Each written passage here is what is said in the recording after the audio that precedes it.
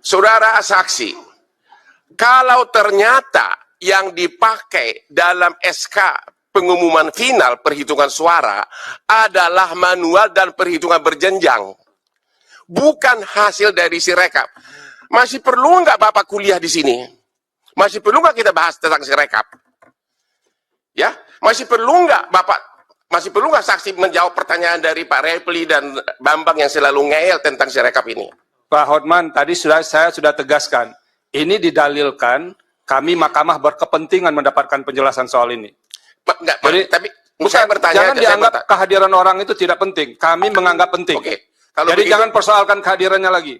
Oke. Pertanyaannya apa sekarang? Pertanyaannya, apakah saksi setuju karena yang diumumkan itu adalah perhitungan manual dan berjenjang, bukan hasil dari Sirekap, maka kelemahan dari Sirekap nggak perlu lagi dibicarakan. Terima kasih.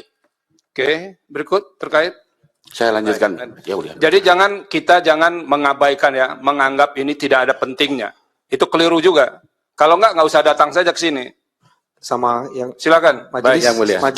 Cukup. Maksud saya, cukup Pak Bambang. Pernyataan ngeyel itu juga nggak pantas diucapkan. Sudah saya sampaikan tadi. Silakan.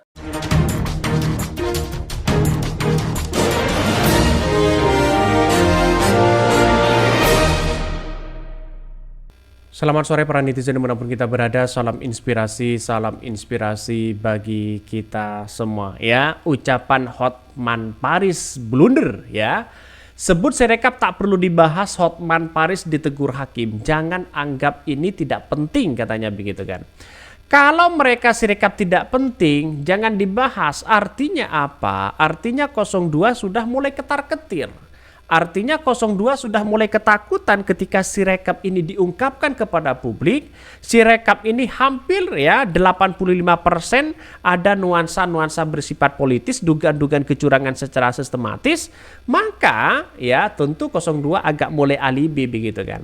Ya karena 02 ini hanya membantah saja begitu apa yang kemudian dipaparkan secara data detail di situ begitu di hadapan Mahkamah Konstitusi. Saya kira Hotman Paris harus berdasarkan data juga begitu kan. Kalau Sirekap itu tidak perlu dibahas, lantas bagaimana dengan dugaan-dugaan kecurangan, dugaan-dugaan yang kemudian ada penggelembungan suara, dugaan-dugaan yang kemudian tidak sesuai dengan hasil dan sebagainya. Itu menandakan bahwa menurut saya pribadi Hotman Paris itu mulai ketar-ketir kalau menurut saya ya. Mulai agak panik mereka begitu kan. Karena ya selama ini kita lihat saja di persidangan Hotman Paris selalu membantah sana sini begitu kan. Membantah sana sini terus kemudian mereka lakukan seolah-olah memframing kepada rakyat Indonesia secara rasionalitas.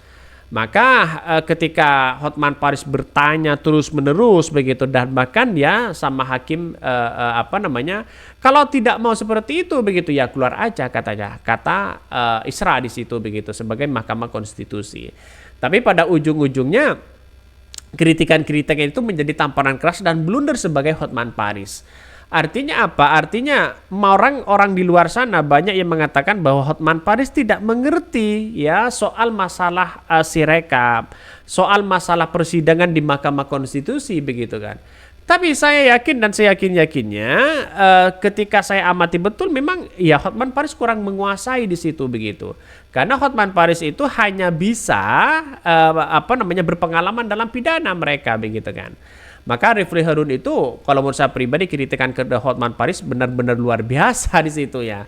Ya yang namanya politik kan tidak menentu kita arahnya kemana dan sebagainya. Lihat saja sekarang ini yang dipertontonkan di publik begitu kan. Ini sebut ya Sirekap tak perlu dibahas, Hotman Paris ditegur hakim. Jangan anggap tim tidak penting. Mulai agak panik mereka begitu ya.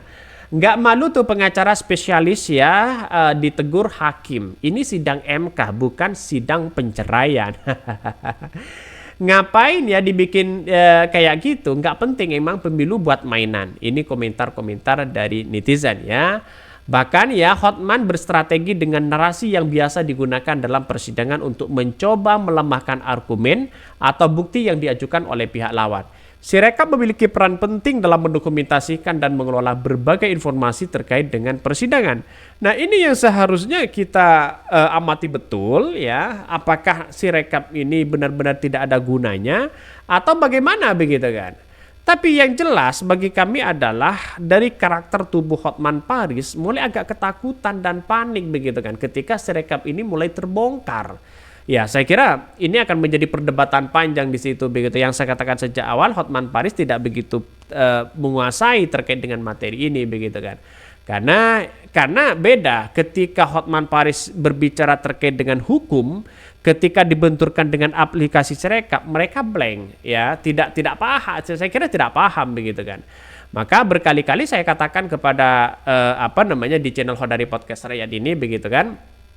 Maka yang terjadi adalah ya hanya penggiringan opini sana sini. Saya kira pola-pola seperti Hotman Paris sudah lama begitu kan ya, di negara demokrasi modern sudah tidak begitu lagi. Yang begitu adalah bukti yang real dan nyata di situ begitu kan. Artinya bukan omon-omon kata Pak Prabowo.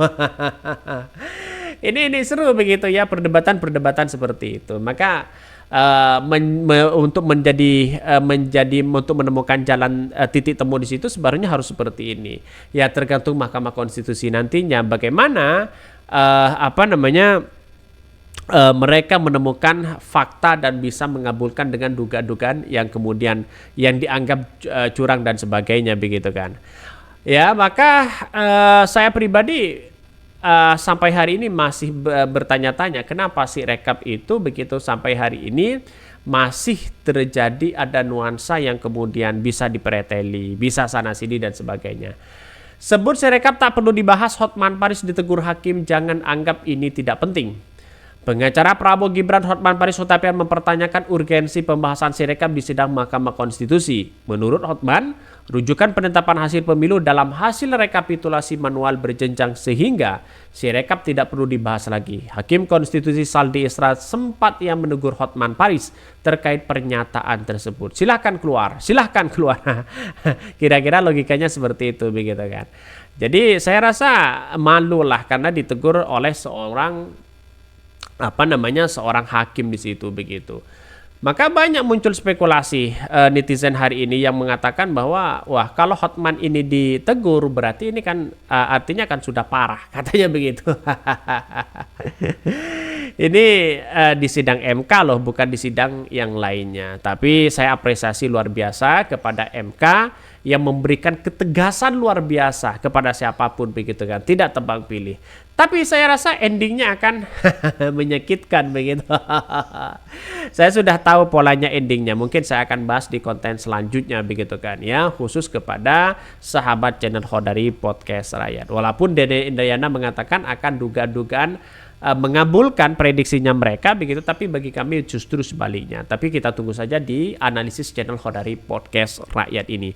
Maka perseteruan inilah menurut saya pribadi 02 mulai ambiar, mulai ketakutan ketika ditunjukkan bukti-bukti yang begitu kuat begitu di Mahkamah Konstitusi. Bahkan ini di Mahkamah Konstitusi saja begitu kan harus bukti yang real untuk minta penjelasan bagaimana jalannya Sirekap ini.